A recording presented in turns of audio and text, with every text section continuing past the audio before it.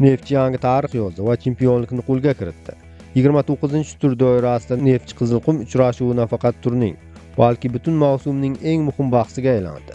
O'yin shiddatli va kayfiyatli tarzda o'tib, farg'onaliklar tur 1 hisobda yirik g'alaba qozondi va shu zafar bilan 2025-yilgi mavsum chempioni deb topildi.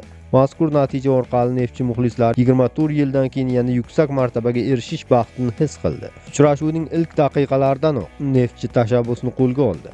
Alisher Odilov o'yinga katta shijoat bilan kirishib, 3-daqiqadayoq hisobni ochdi va stadiondagi muxlislar quvonchini bir zumda avjiga chiqardi.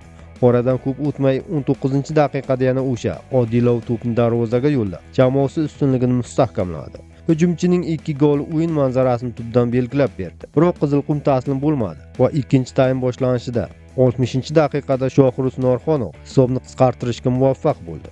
Shunga qaramay farg'onaliklar bir necha daqiqadan so'ng yana ustunlikni oshirdi. 66-daqiqada Jamshid Iskandarov jamoani xushnud etuvchi goli bilan o'yin taqdirini amalda hal qildi. Belgilangan vaqt yakunlanishi arafasida Ibrohim Halil Yo'ldoshovning goli hisobni 4-1 qildi va chin ma'noda chempionlik mehrini bosdi.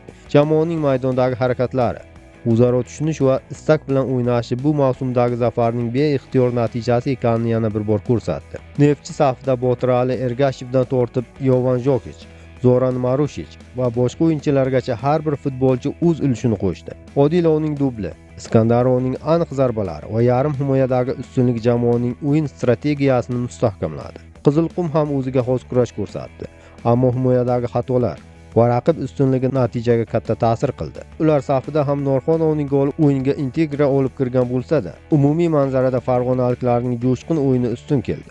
Sarhisob qilib aytganda Farg'ona futbol tarixida o'chmas iz qoldirdi. Istiqlol stadionidagi g'alaba va undan keyingi chempionlik bayrami nafaqat klub uchun, balki butun viloyat futbol muxlislari uchun esdalikka aylandi. Neftchi ushbu mavsumda munosib o'yinlar namoyish qilib, yuqori darajadagi barqarorlik orqali qo'lga kiritgan chempionlikka haq ekanini isbotladi.